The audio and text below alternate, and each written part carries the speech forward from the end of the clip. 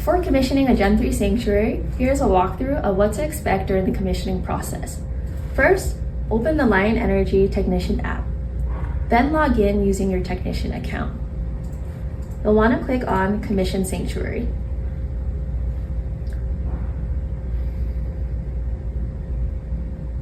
Okay, so today we're going to be commissioning a 2x2 system. So I'm going to go ahead and hit 2 inverters and then 2 batteries. And then for this question, what color is your system? Our system's white, so I'm going to go ahead and press that. And then the next thing we need to do is check our unit spacing. So we have to ensure that the spacing between the inverters is at least 20 inches, and then spacing between batteries is at least 2.6 inches. So I'm going to go ahead and hit next. Now we'll need to select our grid standard. For this example, we're just going to leave everything at default, but you may need to adjust this based on your location. Since we're commissioning a 2x2 system, we need to ensure that our system only has 1 EMSC. So in any remaining child inverters, remove the EMSC by following the instructions on the app. In our case, we have already removed the EMSC from our child inverter. So I'm going to go ahead and hit next. Okay, next what we'll have to do is attach the antennas on the side of the parent inverter. So we'll need to attach the Bluetooth antenna to COM1 and then the cellular antenna to COM2. So we've already gone ahead and done that, so I'm going to go ahead and hit next. And then for our next step, we'll need to power on the EMSC. So there's a switch on the front of the EMSC right here. I'm going to switch that on. And then a blue light will appear beneath the word power. So now that the EMSC is powered on the app, I'm going to move on. Okay, so next we'll need to check for our Bluetooth connection. And then what we'll want to do is on the EMSC, we'll press this mode button.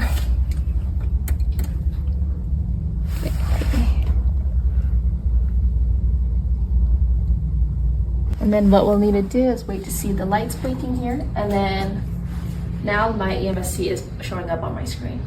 If by chance you're not seeing your EMSC popping up, you'll want to hit our stuck on this page link here, and then you'll enter into our Bluetooth troubleshooting guide. Okay, so I'm going to go ahead and hit our EMSC, and then you'll be prompted to connect to either Wi-Fi or Ethernet. If you do choose Wi-Fi, you'll have to input the homeowner's Wi-Fi credentials. And if you choose Ethernet, which we're going to do for this example, we'll need to have our Ethernet cable plugged into the Ethernet port on the EMSC, which is this 3rd port right here. And then the other end will need to be plugged into the modem or the router. Okay, so now I'm going to go ahead and check the connection. And this may take a moment, so, okay. And now we're connected via Ethernet. So I'm going to go ahead and hit continue. You may be prompted to update your EMSC, but in our case, our EMSC is already updated, so we're just going to go ahead and hit continue. And then, so now we're actually going to start the commissioning process. All our visuals are interactive to give you the best viewing experience. Okay, first thing that we need to do is verify our inverter wiring. So on this diagram, I'm going to go ahead and zoom in and double check that everything is wired properly. So we have a cable coming from the inverter port, and we need to have it plugged into the parallel A port. So I'm just referencing the diagram, and we do have a cable coming from there. And then we need another cable from the parallel B port on the parent inverter. And then on the diagram, I need to check where that cable connects, which is in the second inverter. And it needs to be plugged into parallel A. So I double checked all the wiring and everything's looking correct. So I'm gonna hit next. Okay, now we need to set up our battery. So we need to turn on the battery switch inside each inverter. So I'm gonna go ahead and do that in our parent inverter, and then in inverter 2. And then we also need to power on the power button on each of the batteries, and then turn on the battery breakers, which I've already done. So this one, And then we've gone ahead and done that. So I'm gonna go ahead, check those check boxes, and then hit next. Okay, now we need to set up our inverters. So we need to make sure that our gen, grid, and load breakers are all turned off, which they're off right now on the parent, and then also the child inverter. Now we need to double check that on the left side of each inverter that our PV disconnect is off, and that the AC/DC and complete system shutdown button are off. And just as a note, like, buttons are on when they are pressed in. So we've checked that, and then this one is already off as well. So I'm gonna go ahead and hit next. Okay, now we'll start with addressing the parent inverter. So what we'll need to do is turn on the parent inverter by hitting that complete system shutdown button.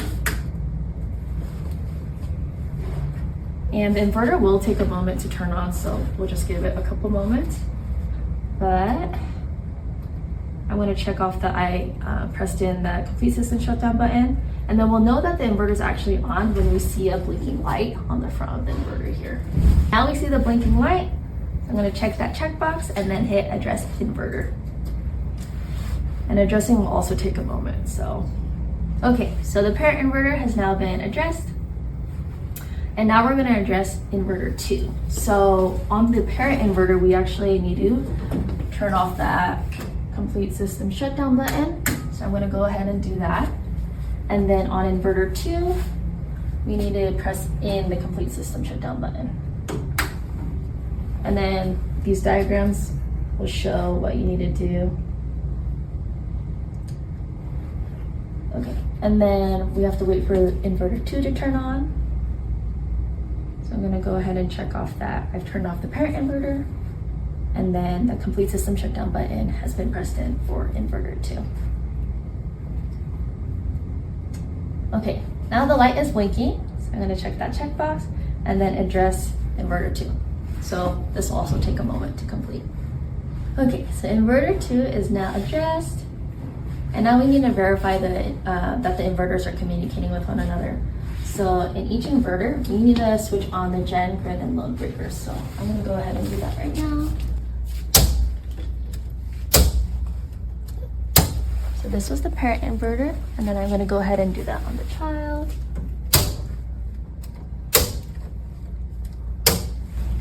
Okay, and so I just did that, so I'm gonna check this off right here. And then we need to turn on the AC/DC and complete system shutdown button on all the inverters. So we've already done that for inverter 2 in terms of the complete system shutdown button, but I need to press in the AC/DC button, which I've done, and then I need to do that over here as well. So we'll do the complete system shutdown button and then the AC/DC button. So I want to go ahead and hit that checkbox right here, and then now we have to just wait till the parent is on, which it is. So all the inverter lights are blinking. So now I'm gonna go ahead and verify inverter communication. And this step will also take a moment. Okay, so everything was successful. And now we need to double check that our batteries are communicating properly. So what we need to do is we need to check that the wires are all correct. So I'm gonna zoom into this diagram and double check. So we need a cable coming from the battery port on the EMSC and have it connect to COM1 on top of the battery, which it is. And then according to the diagram, we also need a cable coming from COM2 in battery 1 running into COM1 of battery 2. So I just confirmed everything. So I want to say that the batteries are all wired properly, and then we're going to verify battery communication. And as always, this step will also take a moment. And that's it. You've successfully commissioned a Gen 3 Sanctuary. Now all that's left to do is follow the remaining steps on the app and then set up the system for the customer.